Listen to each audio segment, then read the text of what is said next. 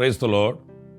ప్రభు అయిన యేసు క్రీస్తు ప్రశస్త నామంలో మీ అందరికీ హోసన్నా మినిస్ట్రీస్ తరపున ಹೃದಯಪೂರ್ವಕమైన ವಂದನಾలు ತಿಳಿಯಪಡಿಸ್ತಾ ఉన్నాను. Praise the lord. ಕರ್ತನಾದ ಯೇಸು ಕ್ರಿಸ್ತನ ಪ್ರಶಸ್ತ ನಾಮದಲ್ಲಿ ಹೋಸನ್ನ ಮಿನಿಸ್ಟ್ರೀಸ್ ವತಿಯಿಂದ ನಿಮ್ಮೆಲ್ಲರಿಗೆ ಹೃದಯಪೂರ್ವಕವಾದ ವಂದನೆ ಸಲ್ಲಿಸುತ್ತಾ ಇದ್ದೇನೆ. ಪ್ರಿಯರ ಪರಿಶುದ್ಧ ಗ್ರಂಥಂలో అనేక మంది రాజులు ఉన్నారు. ಪ್ರಿಯರೇ, ಪರಿಶುದ್ಧ ಗ್ರಂಥದಲ್ಲಿ ಅನೇಕ ರಾಜರು ಇದ್ದಾರೆ.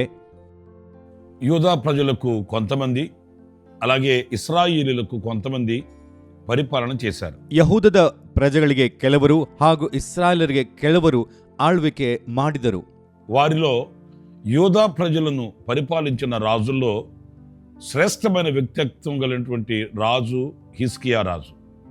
ಯಹೂದದ ಪ್ರಜೆಗಳನ್ನು ಆಳ್ವಿಕೆ ಮಾಡಿರುವಂಥ ರಾಜರಲ್ಲಿ ಶ್ರೇಷ್ಠವಾದ ವ್ಯಕ್ತಿತ್ವ ಇರುವಂಥವನು ಹಿಜ್ಕಿಯಾ ರಾಜನು.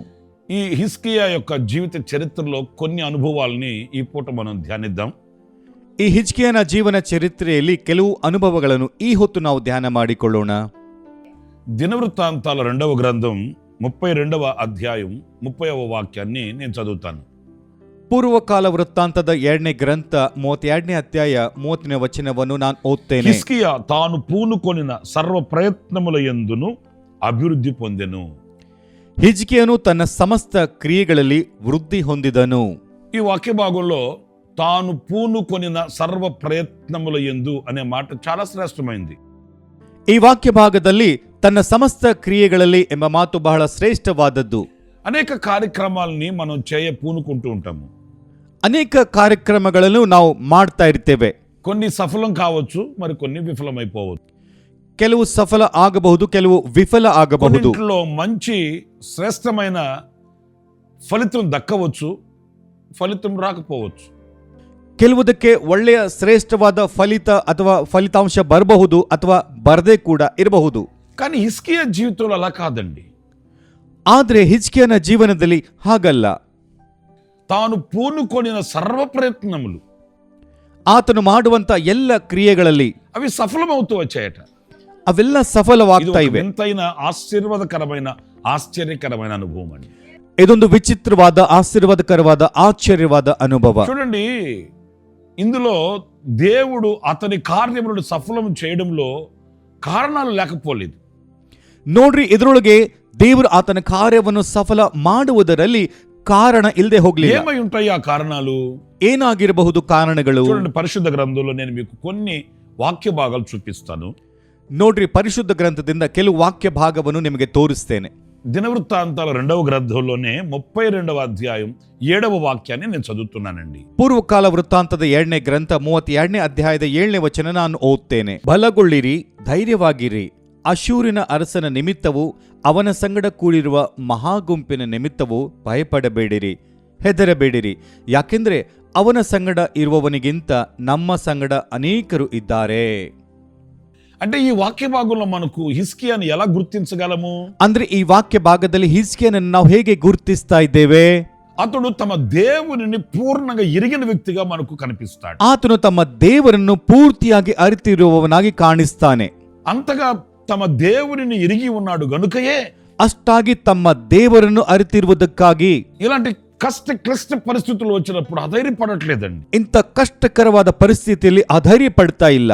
తన ప్రజలను ధైర్యపరుస్తున్నాడు. ತನ್ನ ಪ್ರಜೆಗಳನ್ನು ಧೈರ್ಯಪಡಿಸುತ್ತಾ ಇದ್ದಾನೆ. తన ప్రజలకు ఊరట కలిగిస్తున్నాడు. ತನ್ನ ಪ್ರಜೆಗಳಿಗೆ ನೆರವನ್ನು ಕೊಡ್ತಾ ಇದ್ದಾನೆ. అష్షూరు రాజు సైన్యం కంటే మనకున్న సహాయము ఎక్కువ అని చెప్తున్నాడు. ಅಸೂರು ರಾಜನ ಸೈನಿಕರಿಗಿಂತ ನಮಗಿರುವ ಸಹಾಯವೇ ದೊಡ್ಡದೆಂಬುದಾಗಿ ಹೇಳ್ತಾ ಇದ್ದಾನೆ. నా ప్రియమైన సహోదరులారా, ನನ್ನ ಪ್ರಿಯ ಸಹೋದರರೇ, మన కార్యములు సఫలం అవ్వాలి అని అనుకుంటే, ನಮ್ಮ ಕಾರ್ಯಗಳೆಲ್ಲ ಸಫಲ ಆಗಬೇಕಾದ್ರೆ మనం ప్రారంభించే ప్రతిదీ కూడా మంచి ప్రతిఫలాన్ని ఇవ్వాలి అని అనుకుంటే, ನಾವು ಪ್ರಾರಂಭ ಮಾಡುವಂತ ಪ್ರತಿಯೊಂದು ಕೂಡ ಒಳ್ಳೆ ಪ್ರತಿಫಲ ಕೊಡಬೇಕಾದರೆ మొట్టమొదటిగా మనకు కావాల్సింది, ಮೊದಲನೇದಾಗಿ ನಮಗೆ ಬೇಕಾಗಿರುವುದು, మనం ఆరాధించే ప్రభు ఎవరో మనకు తెలియాలండి. ನಾವು ಆರಾಧನೆ ಮಾಡುವಂತ ಕರ್ತನು ಯಾರೆಂಬುದಾಗಿ ನಮಗೆ ಗೊತ್ತಾಗಬೇಕು.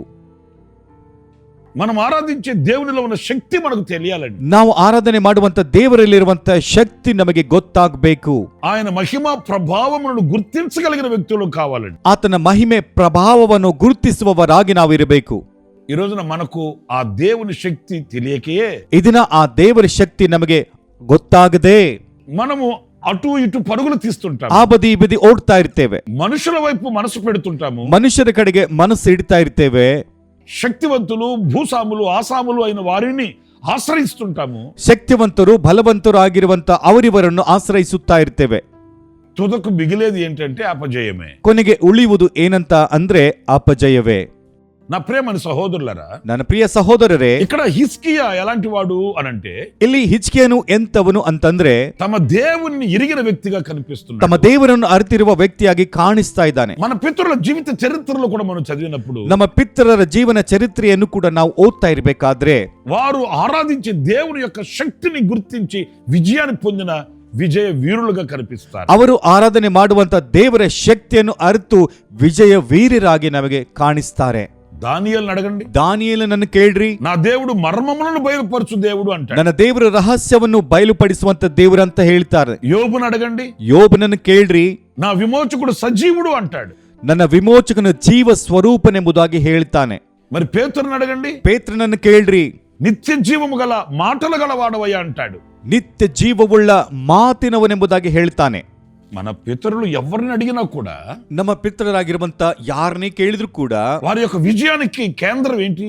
ಅವರ ವಿಜಯಕ್ಕೆ ಕೇಂದ್ರವು ಏನು? వారు ప్రభువుని అంత పూర్ణంగా ఎరిగిన వారు గనుక ಅವರು ಕರ್ತನನ್ನು ಅಷ್ಟು ಪೂರ್ತಿಯಾಗಿ ಅರಿತಿದ್ದಕ್ಕೆ వారికి విజయం కలుగుతూ వచ్చి ಅವರಿಗೆ ವಿಜಯವು ಸಿಗ್ತಾ ಬಂತು.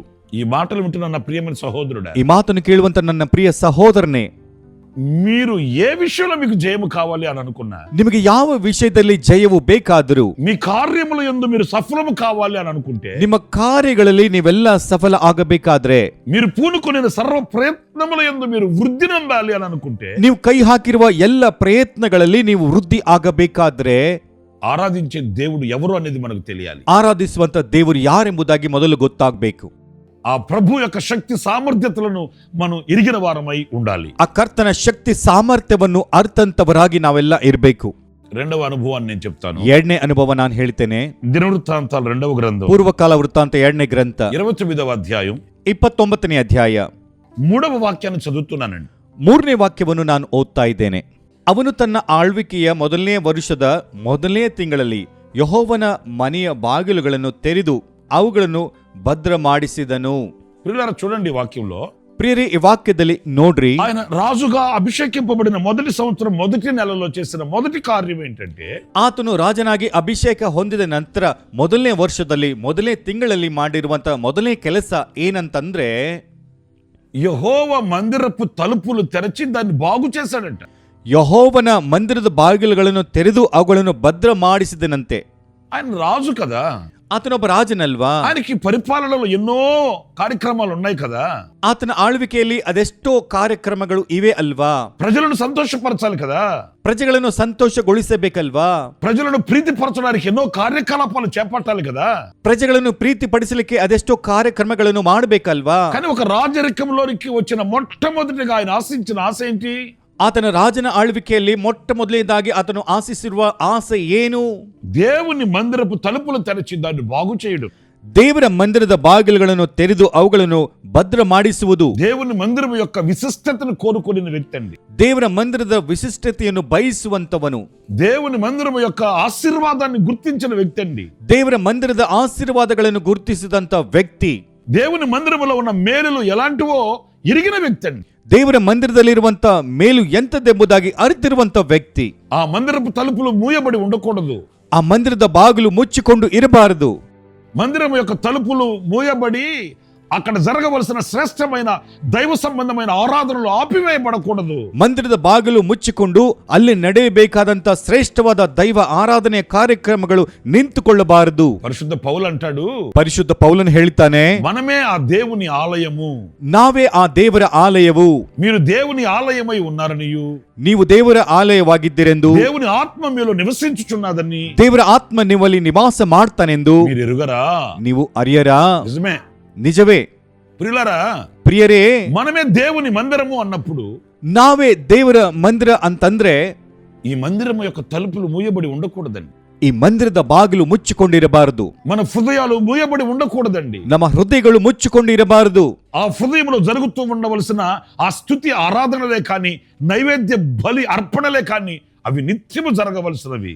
ಆ ಹೃದಯದಲ್ಲಿ ನಡೀತಾ ಇರಬೇಕಾದಂತ ಸ್ತುತಿ ಆರಾಧನೆ, ಆ ನೈವೇದ್ಯ ಬಲಿಗಳು ಎಂದೆಂದಿಗೂ ಅವೆಲ್ಲ ನಡೀತಾ ಇರಬೇಕು. దేవుని మందిరములో ఉండవలసిన ఆ వెలుగు, ದೇವರ ಮಂದಿರದಲ್ಲಿ ಇರಬೇಕಾಗಿರುವ ಆ ಬೆಳಕು, స్తుతి ఆరాధనలు, ಸ್ತುತಿ ಆರಾಧನೆಗಳು, దైవ సంబంధమైన కార్యక్రమాలు, ದೈವ ಸಂಬಂಧವಾದ ಕಾರ್ಯಕ್ರಮಗಳು ఎప్పుడైతే మనకు దూరం అవుతాయో ಯಾವಾಗ ನಮ್ಮಿಂದ ದೂರವಾಗ್ತವೋ అప్పుడే మన కార్యాలు కూడా విఫలం అవుతాయండి. ಆವಾಗಲೇ ನಮ್ಮ ಕಾರ್ಯಗಳೆಲ್ಲ ವಿಫಲವಾಗ್ತವೆ. మనం వేసిన అడుగు నేతిలో పడదు. ನಾವು ಹಾಕಿರುವಂತ ಹೆಜ್ಜೆ ಬೆನ್ನೆಯೊಳಗೆ ಬೀಳಲ್ಲ. మనం వెళ్లే మార్గం మనకు ఆశీర్వాదకరంగా ఉండదు. ನಾವು ಹೋಗುವಂತ ಮಾರ್ಗ ನಮಗೆ ಆಶೀರ್ವಾದಕರವಾಗಿ ಇರಲ್ಲ. మనం తలంచే తలంపులు అవి ఫలభరితంగా ఉండవు. ನಾವು ಏನೇನು ನೆನೆಸುತ್ತೇವೋ ಅವೆಲ್ಲ ಫಲಭರಿತವಾಗಿ ಇರಲ್ಲ. మనం శ్రమ పడేది కనబడుతుంది కానీ ప్రతిఫలం కానరాని దుస్థితికి దిగజారిపోవలసి వస్తుందండి. ನಾವು ಶ್ರಮೆ ಪಡುವುದು ಕಾಣ್ತಾ ಇದೆ, ಆದ್ರೆ ಪ್ರತಿಫಲ ಕಾಣದೇ ಇರುವಂತ ದುಸ್ಥಿತಿಗೆ ಇಳಿಜಾರಿ ಹೋಗ್ತಾ మీరు ಇದ್ದೇವೆ. ఏ స్థితిలో ఉన్నారు ఈ రోజున? ಇದನ್ನ ನೀವು ಯಾವ ಸ್ಥಿತಿಯಲ್ಲಿ ಇದ್ದೀರಾ? కన్నీళ్లలో కాపురం చేస్తున్నారా? ಕಣ್ಣೀರಿನಲ್ಲಿ ಇರ್ತಾ ಇದ್ದೀರಾ? ఆవేదనలతో నలిగిపోతున్నారా? ಆ ವೇದನೆಯಲ್ಲಿ ನೆರಳಾಡ್ತಾ ಇದ್ದೀರಾ? శ్రమించి శ్రమపడి ఫలితం పొందలేని పరిస్థితుల్లో ఉన్నారా? ಶ್ರಮಿಸಿ ಪ್ರತಿಫಲ ಸಿಗದೇ ಇರುವಂತ ಪರಿಸ್ಥಿತಿಯಲ್ಲಿ ನೀವು ಇರ್ತಾ ಇದ್ದೀರಾ? దానికి కారణం ಅದಕ್ಕೆ ಕಾರಣ నీ హృదయపు తలుపు మూయబడి ఉంది. ನಿನ್ನ ಹೃದಯದ ಬಾಗಿಲು ಮುಚ್ಚಿಕೊಂಡಿದೆ. నీ హృదయంలో ఉండవలసిన దైవ సంబంధమైన కార్యక్రమాలు ఆగిపోయాయి. ನಿನ್ನ ಹೃದಯದಲ್ಲಿ ಇರಬೇಕಾಗಿರುವ ದೈವ ಸಂಬಂಧವಾದಂತ ಕಾರ್ಯಕ್ರಮಗಳು ನಿಂತು ಹೋಗಿವೆ. ఆత్మ సంబంధమైన దైవ సంబంధమైన కార్యక్రమాలు నీ హృదయంలో నివసించట్లేదు. ಆತ್ಮ ಸಂಬಂಧವಾದ ದೈವ ಸಂಬಂಧವಾದಂತ ಕಾರ್ಯಕ್ರಮಗಳು ನಿನ್ನ ಹೃದಯದಲ್ಲಿ ನಿವಸಿಸುತ್ತಾ ಇಲ್ಲ. లోక సంబంధమైన కార్యక్రమాలతోనూ, ಲೋಕ ಸಂಬಂಧವಾದ ಕಾರ್ಯಕ್ರಮಗಳಿಂದ, లోక సంబంధమైన భ్రష్టత్వానికి సంబంధించినటువంటి అనుభవాలతోనూ, ಲೋಕ ಸಂಬಂಧವಾದ ಭ್ರಷ್ಟತ್ವಕ್ಕೆ ಸಂಬಂಧವಾದ ಅನುಭವಗಳಲ್ಲಿ హృదయం మూయబడి చీకటి కమ్మింది. ಹೃದಯವು ಮುಚ್ಚಲ್ಪಟ್ಟು ಕತ್ತಲೆ ಎಲ್ಲ ಆವರಿಸಿಕೊಂಡಿದೆ. ఈ చీకటి కమ్మిన హృదయపు ఆలోచనలన్నీ కూడా సఫలము కావు. ಈ ಕತ್ತಲೆ ಆವರಿಸಿರುವ ಹೃದಯದ ಆಲೋಚನೆಗಳೆಂದಿಗೂ ಕೂಡ ಸಫಲ ಆಗಲ್ಲ. చీకటి కమ్మిన హృదయంలో ఉన్న ప్రతి ఆలోచన మనకు ఆవేదనగా మార్చబడుతుంది కానీ ఆనందాన్ని కలిగించదు. ಕತ್ತಲೆ ಆವರಿಸಿರುವಂತಹ ಹೃದಯದ ಆಲೋಚನೆ ನಮಗೆ ಆವೇದನೆ ಉಂಟು ಮಾಡ್ತದೆ ಹೊರತು ಆನಂದವು ಕೊಡಲ್ಲ. నా ప్రియమైన సహోదరులారా, ನನ್ನ ಪ್ರಿಯ ಸಹೋದರರೇ, మీరు మనసు పెట్టి ఆలోచించాలి. మరి ಮನಸ್ಸಿಟ್ಟು ನೀವು ಆಲೋಚನೆ ಮಾಡಬೇಕು. ఏదో నా కర్మ కర్మ కర్మ అని నెత్తుకొట్టుకోవడం కాదు. ಏನೋ ನನ್ನ ಕರ್ಮ ಎಂಬುದಾಗಿ ತಲೆ ಒಡೆದುಕೊಳ್ಳುವುದಲ್ಲ. ఏదో ఏనాడో చేసిన పాపం అని సర్దకపోవడం కాదు. ಯಾವುದೋ ಎಂದೋ ಮಾಡಿರುವ ಪಾಪ ಎಂಬುದಾಗಿ ಸುಮ್ಮನೆ ಕುಳಿತುಕೊಳ್ಳುವುದಲ್ಲ. కారణాలు పరిశుద్ధ గ్రంథం చూపిస్తుంది. ಕಾರಣ ಪರಿಶುದ್ಧ ಗ್ರಂಥ ನಮಗೆ ತೋರಿಸ್ತದೆ. సజీవుడైన దేవుడు నీతో మాట్లాడుతున్నాడు. ಜೀವ ಸ್ವರೂಪನಾದ ದೇವರು ಮಾತಾಡ್ತಾನೆ. జీవాధిపతి అయిన ప్రభు నీ ఎదుట నిలిచి ఉన్నాడు. ಜೀವಾಧಿಪತಿಯಾದ ದೇವರು ನಿನ್ ಮುಂದೆ ನಿಂತ್ಕೊಂಡಿದ್ದಾನೆ. ఆనాడు హిజ్కియా తాను పూనుకొనిన సర్వ ప్రయత్నములు యందు వృద్ధి నొందాడు. ಆ ದಿನ ಹಿಜ್ಕಿಯ ತಾನು ಮಾಡುವಂತ ಪ್ರತಿಯೊಂದು ಕೆಲಸದಲ್ಲಿ ವೃದ್ಧಿಯಾದನು. ఈనాడు ఆ మార్గాన మనం ఎందుకు నిలవలేకపోతున్నాం అనేది ఒక ప్రశ్న. ಈ ದಿನ ಆ ಮಾರ್ಗದಲ್ಲಿ ನಾವು ಯಾಕೆ ನಿಂತುಕೊಳ್ಳಲಿಕ್ಕೆ ಆಗ್ತಾ ಇಲ್ಲ ಎಂಬುದು ಒಂದು ಪ್ರಶ್ನೆ. మూడవ అనుభవం కూడా చెప్తానండి. ಮೂರನೇ ಅನುಭವ ಕೂಡ ನಾನು ಹೇಳ್ತೇನೆ. ఈ దినవృత్తాంతాల 2వ గ్రంథంలోనే ಈ ಪೂರ್ವಕಾಲ ವೃತ್ತಾಂತದ 2ನೇ ಗ್ರಂಥದಲ್ಲಿ 31వ అధ్యాయం 31ನೇ ಅಧ್ಯಾಯ 21వ వాక్యాన్ని చదువుతున్నాను. 21ನೇ ವಾಕ್ಯವನ್ನು ನಾನು ಓದ್ತಾ ಇದ್ದೇನೆ. ಇದಲ್ಲದೆ ದೇವರ ಆಲಯದ ಸೇವೆಯಲ್ಲಿಯೂ ನ್ಯಾಯ ಪ್ರಮಾಣದಲ್ಲಿಯೂ ಆಜ್ಞೆಗಳಲ್ಲಿಯೂ ತನ್ನ ದೇವರನ್ನು ಹುಡುಕಲು ಆರಂಭಿಸಿದ ಸಮಸ್ತ ಕಾರ್ಯಗಳಲ್ಲಿ ಅವನು ತನ್ನ ಪೂರ್ಣ ಹೃದಯದಿಂದ ಮಾಡಿ ವೃದ್ಧಿ ಹೊಂದಿದನು. ప్రియులారా, ఈ వాక్యంలో ಪ್ರಿಯರೇ, ಈ ವಾಕ್ಯದಲ್ಲಿ అతడు చేసిన ప్రతిదీ కూడా హృదయపూర్వకంగా చేశాడట. ಆತನು ಮಾಡಿರುವ ಪ್ರತಿಯೊಂದನ್ನು ಕೂಡ ಹೃದಯಪೂರ್ವಕವಾಗಿ ಮಾಡಿದನಂತೆ. దైవ కార్యాన్ని హృదయపూర్వకంగా చేయడం. ದೈವ ಕಾರ್ಯವನ್ನು ಹೃದಯಪೂರ್ವಕವಾಗಿ ಮಾಡಿದನು. మీరు 29వ అధ్యాయం 27వ వాక్యంలో చదువుతారు. ನೀವು 29ನೇ ಅಧ್ಯಾಯ 27ನೇ ವಚನದಲ್ಲಿ ಓದ್ತೀರಾ. యెహోవాకు స్తుతిగానము ఆరంభించెను అనే మాట చదువుతారు. ಯೆಹೋವನಿಗೆ ಸ್ತುತಿ ಹಾಡು ಆರಂಭವಾಯಿತೆಂಬುದಾಗಿ ನಾವು ಓದ್ತೇವೆ. స్తుతిగానము ఆరంభించిన, ಸ್ತುತಿ ಗಾನವನ್ನು ಪ್ರಾರಂಭ ಮಾಡಿದರು. దేవుని మందిరాన్ని శుభ్రపరిచిన, ದೇವರ ಮಂದಿರವನ್ನು ಶುಭ್ರ ಮಾಡಿದರು. దైవ కార్యక్రమం ఏది అతడు తలపెట్టి ఆరంభించినప్పటికీ కూడా, ದೈವ ಕಾರ್ಯಕ್ರಮದಲ್ಲಿ ಯಾವುದೇ ಕೂಡ ಆತನು ಪ್ರಾರಂಭ ಮಾಡಿದರೂ ಕೂಡ ఏదో ఆచారంగా చేసిన వ్యక్తి కాదండి. ಏನೋ ಆಚಾರವಾಗಿ ಮಾಡುವಂತ ವ್ಯಕ್ತಿ ಅಲ್ಲ. చేయాలి గనుక చేస్తున్నాను అన్నట్లుగా కాదండి. ಮಾಡ್ಬೇಕಲ್ವಾ ಮಾಡ್ತಾ ಇದ್ದೇನೆ ಅಂತಲ್ಲ. బాధ్యతతో చేసి ముగించడం కాదండి. ಬಾಧ್ಯತೆಯಿಂದ ಮಾಡಿ ಅದನ್ನು ಮುಗಿಸುವುದಲ್ಲ. బాధ్యతతో కాదు, ಬಾಧ್ಯತೆಯಿಂದ ಅಲ್ಲ, భారంతో చేశాడు. ಭಾರದಿಂದ ಮಾಡಿದ, ఇష్టపూర్వకంగా చేశాడు, ಇಷ್ಟಪೂರ್ವಕವಾಗಿ ಮಾಡಿದ, హృదయపూర్వకంగా చేశాడు. ಹೃದಯಪೂರ್ವಕವಾಗಿ ಮಾಡಿದ. అతని హృదయపూర్వకంగా చేసిన ఆ కార్యములను దేవుడు అంగీకరించి అతనిని ఆశీర్వదించాడు. ಆತನು ಹೃದಯಪೂರ್ವಕವಾಗಿ ಮಾಡಿರುವಂತ ಕಾರ್ಯವನ್ನು ದೇವರು ಅಂಗೀಕರಿಸಿ ಆತನನ್ನು ದೇವರು ಆಶೀರ್ವದಿಸಿದರು. మరి ఈ రోజున దైవ భక్తినే కానివ్వండి, దైవ కార్యక్రమాలనే కానివ్వండి, ಹಾಗಾದ್ರೆ ಈ ದಿನ ದೈವ ಭಕ್ತಿಯಲ್ಲಾದ್ರೂ ಅಥವಾ ದೈವ ಕಾರ್ಯಕ್ರಮಗಳಲ್ಲಾದ್ರೂ మరి ఇష్టపూర్వకంగా మనం చేయగలుగుతున్నామా? ಇಷ್ಟಪೂರ್ವಕವಾಗಿ ನಾವು ಮಾಡ್ತಾ ಇದ್ದೇವಾ? హృదయపూర్వకంగా చేసి ఆశీర్వదించబడగలుగుతున్నామా? ಹೃದಯಪೂರ್ವಕವಾಗಿ ಮಾಡಿ ಆಶೀರ್ವಾದ ನಾವು ಹೊಂದಿಕೊಳ್ತಾ ಇದ್ದೇವಾ? దేవుని మందిరానికి వెళ్తాము, ದೇವರ ಮಂದಿರಕ್ಕೆ ನಾವು ಹೋಗ್ತೇವೆ. వెళ్ళకపోతే పాస్టర్ గారు ఊరుకోడు గనుక, ಹೋಗದೆ ಇದ್ರೆ ಪಾಸ್ಟರ್ ಅವರು ಸುಮ್ಮನೆ ಇರಲ್ಲ. ಅದಕ್ಕೆ దేవుని సన్నిధిలో కానుక అర్పిస్తాము, ದೇವರ ಸನ್ನಿಧಿಯಲ್ಲಿ ಕಾಣಿಕೆ ಅರ್ಪಣೆ ಮಾಡ್ತೇವೆ. నలుగురు చూస్తున్నారు గనుక, ఇవ్వకపోతే బాగోదు గనుక, 4 ಜನ ನೋಡ್ತಾ ಇದ್ರೆ ಕೊಡದೆ ಇದ್ರೆ ಚೆನ್ನಾಗಿರಲ್ಲ, ಅದಕ್ಕಾಗಿ ఇలాంటి ఆచార సంబంధమైన వాటిని చేస్తున్నామే గాని ಇಂಥ ಆಚಾರ ಸಂಬಂಧವಾದದನ್ನು ಮಾಡ್ತಾ ಇದ್ದೇವೆ ಹೊರತು ఇష్టపూర్వకంగా హృదయపూర్వకంగా చేసిన ఆనవాలు మన దగ్గర కనిపిస్తున్నాయి. ಇಷ್ಟಪೂರ್ವಕವಾಗಿ ಹೃದಯಪೂರ್ವಕವಾಗಿ ಮಾಡಿದ್ದು ಮಾತ್ರ ನಮಗೆ ಕಾಣಿಸ್ತಾ ಇಲ್ಲ. నా ప్రియమైన సహోదరులారా, ನನ್ನ ಪ್ರಿಯ ಸಹೋದರರೇ, హిజ్కియా అభివృద్ధి చెందడానికి గల కారణం, ಹಿಜ್ಕಿಯಾ ಅಭಿವೃದ್ಧಿ ಹೊಂದಲಿಕ್ಕೆ ಇರುವಂತ ಕಾರಣ, తాను పూనుకొనిన సర్వ ప్రయత్నాల్లో అభివృద్ధి చెందడానికి గల కారణం, ಆತನ ಕೈ ಹಾಕಿರುವ ಎಲ್ಲ ಕೆಲಸಗಳಲ್ಲಿ ಅಭಿವೃದ್ಧಿ ಹೊಂದಲಿಕ್ಕೆ ಕಾರಣ, తాను వెళ్ళిన ప్రతి చోట అతను జయాన్ని పొందుకోవడానికి గల కారణం, ಆತನು ಹೋಗುವಂತ ಪ್ರತಿ ಸ್ಥಳದಲ್ಲಿ ಜಯ ಹೊಂದಿಕೊಳ್ಳಲಿಕ್ಕೆ ಕಾರಣ, అతనిలో ఉన్న దైవ లక్షణాలు చూడండి ఎంత శ్రేష్టమైనవో. ಆತನಲ್ಲಿರುವಂತ ದೈವ ಲಕ್ಷಣವನ್ನು ನೋಡ್ರಿ ಎಷ್ಟು ಶ್ರೇಷ್ಠವಾಗಿದೆಯೋ. నేను 3 విషయాలు చెప్తూ వచ్చాను. ನಾನು 3 ವಿಷಯ ಹೇಳ್ತಾ ಬಂದಿದ್ದೇನೆ. మొదటిది, ಮೊದಲನೇದು, అతడు తమ దేవునిని ఎరిగినవాడు. ಆತನು ತಮ್ಮ ದೇವರನ್ನು ಅರಿತಂತವನು. రెండవది, ಎರಡನೇದು, దేవుని మందిరం యొక్క విలువను ఎరిగి ఆ మందిరాన్ని బాగు చేసిన వ్యక్తిగా కనిపిస్తాడు. ದೇವರ ಮಂದಿರದ ಬೆಲೆಯನ್ನು ಅರಿತುಕೊಂಡು ಆ ಮಂದಿರವನ್ನು ಸರಿ ಮಾಡಿರುವಂತ ವ್ಯಕ್ತಿಯಾಗಿ ನಮಗೆ ಕಾಣಿಸ್ತಾ ಇದ್ದಾನೆ. మూడవది, ಮೂರನೇದು, ఆ దైవ కార్యాలని హృదయపూర్వకంగా చేసి వర్ధిల్లాడు అనేది మనకు లేఖనాలు చెప్తున్నాయి. ಆ ದೈವ ಕಾರ್ಯವನ್ನು ಹೃದಯಪೂರ್ವಕವಾಗಿ ಮಾಡಿ ವೃದ್ಧಿ ಆಗಿದ್ದಾನೆಂಬುದಾಗಿ ಲೇಖನವು ನಮಗೆ ತಿಳಿಸುತ್ತದೆ. మరి ఈ రోజున ಹಾಗಾದ್ರೆ ಈ ದಿನ మన కార్యాలు సఫలం అవ్వాలంటే, ನಮ್ಮ ಕಾರ್ಯ ಸಫಲ మనం ಆಗಬೇಕಾದ್ರೆ, అభివృద్ధి చెందాలంటే, ನಾವು ಅಭಿವೃದ್ಧಿ మనం ಆಗ್ಬೇಕಾದ್ರೆ, దీవించబడాలి అని అనుకుంటే ನಮಗೆ ಆಶೀರ್ವಾದ ಬರಬೇಕಾದ್ರೆ ఇలాంటి అవలక్షణాలని అలవర్చుకోవాలి. ಇಂಥ ಅವಲಕ್ಷಣಗಳನ್ನು ఈ ಅಳವಡಿಸಿಕೊಳ್ಳಬೇಕು. శ్రేష్టమైన వాటిల్ని మనం వెంబడించాలి. ಈ ಶ್ರೇಷ್ಠವಾದವುಗಳನ್ನು ನಾವು ಹಿಂಬಾಲಿಸಬೇಕು. ఆనాడు ಆ ದಿನ హిజ్కియాని ఆశీర్వదించిన దేవుడు ಹಿಜ್ಕಿಯನನ್ನು ಆಶೀರ್ವಾದ ಮಾಡಿರುವ ದೇವರು మనల్ని కూడా ఆశీర్వదిస్తాడు. ನಮ್ಮನ್ನು ಕೂಡ ಆಶೀರ್ವಾದ మనం ಮಾಡ್ತಾನೆ. అభివృద్ధి చెందగలుగుతాము, ನಾವು ಅಭಿವೃದ್ಧಿ మనం ಆಗ್ತೇವೆ. శ్రేష్టమైన ఈవులతో అలంకరించబడగలుగుతాము. ನಾವು ಕೂಡ ಶ್ರೇಷ್ಠವಾದವುಗಳಿಂದ ಅಲಂಕರಿಸಲ್ಪಡ್ತೇವೆ.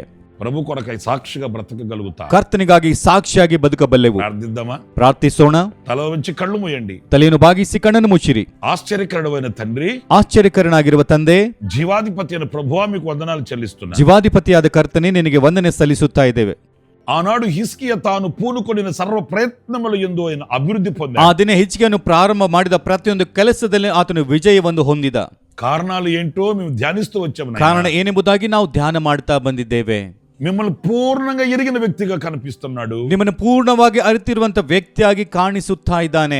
దేవుని మందిరం మీద ఆసక్తి కలిగిన వ్యక్తిగా కనిపిస్తాడు. ದೇವರ ಮಂದಿರದ ಮೇಲೆ ಆಸಕ್ತಿ ಉಳ್ಳವನಾಗಿ ಕಾಣಿಸುತ್ತಾ ಇದ್ದಾನೆ. దేవుని మందిరం పరిశుద్ధంగా ఉండాలని కోరుకునే వ్యక్తిగా కనిపిస్తాడు. ದೇವರ ಮಂದಿರವು ಪರಿಶುದ್ಧವಾಗಿ ಇರಬೇಕೆಂಬುದಾಗಿ ಬಯಸುವಂತ ವ್ಯಕ್ತಿಯಾಗಿ ಕಾಣಿಸುತ್ತಾ ಇದ್ದಾನೆ. మందిరాన్ని శుభ్రపరిచిన వ్యక్తిగా కనిపిస్తున్నాడు. ಮಂದಿರವನ್ನು ಶುಭ್ರಗೊಳಿಸಿರುವ ವ್ಯಕ್ತಿಯಾಗಿ ಕಾಣಿಸುತ್ತಾ ಇದ್ದಾನೆ. తాను చేసిన ప్రతి పని హృదయపూర్వకంగా చేసి ఆశీర్వదించబడ్డాడు. ತಾನು ಮಾಡಿರುವಂತ ಪ್ರತಿ ಕೆಲಸ ಹೃದಯಪೂರ್ವಕವಾಗಿ ಮಾಡಿ ಆಶೀರ್ವಾದ ಹೊಂದಿದ್ದಾನೆ. అలాంటి అనుభవాల్ని మేము అలవర్చుకోవడానికి సహాయం చేయండి. ಅಂತ ಅನುಭವಗಳನ್ನು ಅಭ್ಯಾಸ ಮಾಡಿಕೊಳ್ಳಲಿಕ್ಕೆ ನಮಗೆ ಸಹಾಯ ಮಾಡಿರಿ. అలాంటి సన్మార్గమునందు మేము నడవడానికి కృప చూపించమని ಅಂತ వేడుకొనుచున్నాను. ಸನ್ಮಾರ್ಗದಲ್ಲಿ ನಾವು ನಡೀಲಿಕ್ಕೆ ಕೃಪೆ ತೋರಿಸೆಂಬುದಾಗಿ ಕೇಳಿಕೊಳ್ತಾ ಇದ್ದೇವೆ. ఇదిగో నా ప్రభువా, ఈ మాటలు వింటున్న వారిలో ಇಗೋ ನನ್ನ ಕರ್ತನೆ, ಈ ಮಾತು ಕೇಳುವಂತವರಲ್ಲಿ ఎవరు ఓడిపోయి వాడిపోయి కృంగిపోయి ఉన్నారో, ಯಾರು ಸೋತು ಹೋಗಿ, ಯಾರು ಬಾಡಿ ಹೋಗಿ ಕೂಗಿ ಹೋಗಿದ್ದಾರೋ, ఎవరు అపజయాలమయమై ఉన్నారో, ಯಾರು ಅಪಜಯ ಪಾಲಾಗಿದ್ದಾರೋ వారినందరినీ దర్శించండి. ಅವರೆಲ್ಲರನ್ನು ದರ್ಶಿಸಿರಿ. ఓటమిని తొలగించండి. ಅಪಜಯವನ್ನು ತೊಲಗಿಸಿರಿ. విజయ పదవులో నడిపించండి. ಜಯದ ಹಾದಿಯಲ್ಲಿ ಅವರನ್ನು ನಡೆಸಿರಿ. కరుణ కటాక్షములు వారి మీద చూపించండి. ಕರುಣೆ ಅನುಗ್ರಹವನ್ನು ಅವರ ಮೇಲೆ ತೋರಿಸಿರಿ. మేలు చేసి ఒక్కొక్కరిని దీవించమని, ಮೇಲು ಮಾಡಿ ಒಬ್ಬೊಬ್ಬರನ್ನು ಆಶೀರ್ವಾದ ಮಾಡಬೇಕೆಂಬುದಾಗಿ నీ బిడ్డలను మీ పాదానికి అప్పగిస్తూ ನಿನ್ನ ಮಕ್ಕಳನ್ನು ನಿನ್ನ ಪಾದಕ್ಕೆ ಒಪ್ಪಿಸುತ್ತಾ యేసు నామములో ప్రార్థన చేసి వేడుకొనుచున్నాను తండ్రి. ಯೇಸುವಿನ ನಾಮದಲ್ಲಿ ಪ್ರಾರ್ಥನೆ ಮಾಡಿ ಬೇಡಿಕೊಳ್ತಾ ಇದ್ದೇವೆ ತಂದೆ. ఆమేన్. ಆಮೇನ್.